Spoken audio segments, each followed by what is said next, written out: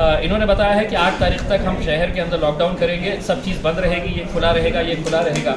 उसके अंदर एक सबसे चौंकाने वाली बात उन्होंने ये कही है कि इंडस्ट्री खुली रहेगी करके। मेरा ये सवाल है कि इंडस्ट्री के अंदर काम करने वाले लाखों की संख्या के अंदर कर्मचारी है, मजदूर है जो इंडस्ट्री के अंदर डेली जाते हैं। आप इंडस्ट्री लॉबी को खुश करने के लिए ये फैसला तो ले लिए है, इंडस्ट्री होना चाहिए, हम भी ये मांग करते हैं, लेकिन किसी भी जान से बढ़कर नहीं है।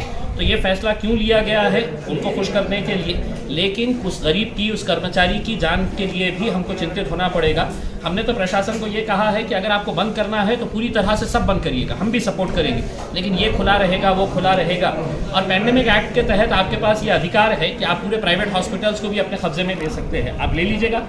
आपके पास अगर घाटी के अंदर ये प्रॉब्लम है, देखिए हमारी ये मांग है कि ये जो लॉकडाउन किया जा रहा है ये सिर्फ अपना काम आसान करने के लिए ये किया जा रहा है, जबकि हकीकत ये है कि पिछले कई सालों से जितने भी सरकारी हॉस्पिटल्स हैं औरंगाबाद के, चाहे वो घाटी हॉस्पिटल हो, चाहे कैंसर हॉस्पिटल हो, सिविल हॉस्पिटल हो, सुपर स्पेशलिटी बिल्डिंग हो, या जो नया सिविल हॉस्पिटल की बिल्डिंग आई है कैंसर हॉस्पिटल, ये जितने भी हॉस्पिटल या महानगर पालिका का आरोग्य विभाग, इन पूरे अगर डिपार्टमेंट्स की अगर हम बात करते हैं हॉस्पिटल्स की, तो 2048 vacancies of doctors, nursing staff, attendants, class 3, class 4 की वैकेंसीज कई सालों से खाली पड़ी हुई है।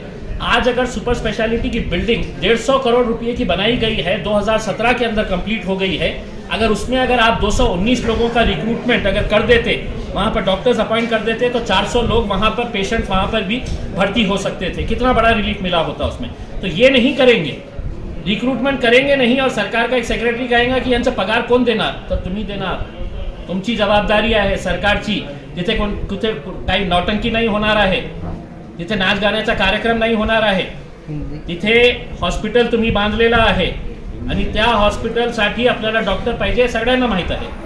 तो ये आपको सबको मालूम है, तो आप इसके ऊपर ये फैसला करिए। और अगर नहीं करते हैं, हमने बहुत बर्दाश्त किया है, 30 तारीख के दिन ये लॉकडाउन स्टार्ट हो रहा है, हम 31 तारीख के दिन ये मांगों को लेकर हम प्रशासन के ऊपर ये दबाव डालेंगे, सरकार के ऊपर ये दबाव डालेंगे, सड़क के ऊपर निकलकर आंदोलन करेंगे। 31 तारीख के दिन दोपहर में 3 बजे पैठन गेट से हम एक मोर्चा निकालेंगे, तमाम प्रिकॉशंस को लेकर, तमाम प्रिकॉशंस लेकर। कोई भी वहाँ पर एक भी आदमी आपको बगैर मास्क का नहीं मिलेगा।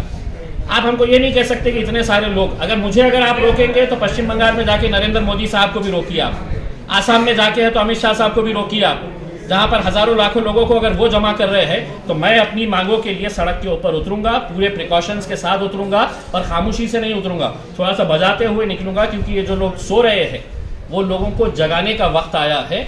और वो लोगों को जगाने के लिए हम 31 तारीख के दिन औरंगाबाद में एक पार्टी की तरफ से नहीं, ये औरंगाबाद जिले के तमाम लोगों से मैं ये हाथ जोड़कर ये अपील करूंगा कि किसी ना किसी के घर में ये मौत हो सकती है, उसके लिए वो बीमारी जिम्मेदार नहीं रहेगी, वो अस्पताल जिम्मेदार रहेगा, वो प्रशासन और वो सरकार जिम्मेदार रहेगी जो आपको मेडिकल सुविधा नहीं दे पा रही है। वही मेडिकल सुविधाएं हासिल करने के लिए ये हमारा आंदोलन हम 31 तारीख के दिन करेंगे। इंतजामिया लॉकडाउन लगा रहा है और एनजीओ तो फूड पैकेटिंग, ये बड़ा अजीब सा एक फैसला लिया गया है कि सरकार ने अपने नोटिफिकेशन के अंदर कह दिया है कि जो एनजीओज है और जो सोशल ऑर्गेनाइजेशंस है वो जो खाने वाने का इंतजाम करेंगे, उन्होंने हमारी परवानगी लेना और खाना दे देना। यानी कि इसका मतलब ये है कि हम सिर्फ ऑर्डर पास करेंगे, ये बंद, तो तुमने घर में चले जाना, तुम्हारे खाने की जिम्मेदारी कौन लेगा?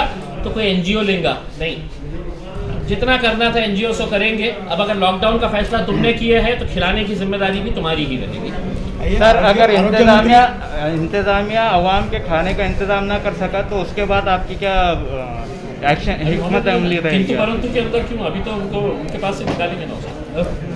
ये आरोग्य मंत्री फेल्यूर है क्या दोनों की, मराठवाड़ा? देखिए, बहुत दुर्भाग्य है कि आज औरंगाबाद से ज़्यादा केसेस जो है वो पूना के अंदर निकल रहे हैं। 5-5 हज़ार, 6 हज़ार, 7 हज़ार इतने केसेस निकल रहे हैं। वहाँ पे लॉकडाउन नहीं, वहाँ पे लॉकडाउन नहीं। और यहाँ पे लॉकडाउन इसलिए कि यहाँ पर हमारी मेडिकल सुविधा, मेडिकल इंफ्रास्ट्रक्चर के ऊपर ध्यान देने की जिम्मेदारी जिन मंत्रियों के ऊपर है, वो दोनों आरोग्य मंत्री मराठवाड़ा से ताल्लुक़ रखते हैं। चाहे वो राजेश टोपे हो जो हमारे पड़ोस के राजेश जालना के हैं, या दूसरे आरोग्य मंत्री अमित देशमुख साहब हैं जो लातूर से ताल्लुक़ रखते हैं। मराठवाड़ा के रहने के बावजूद भी मराठवाड़ा की राजधानी की अगर हेल्थ की अवस्था ये है तो हमें भी शर्म आती है और उन्हें भी थोड़ी आनी चाहिए।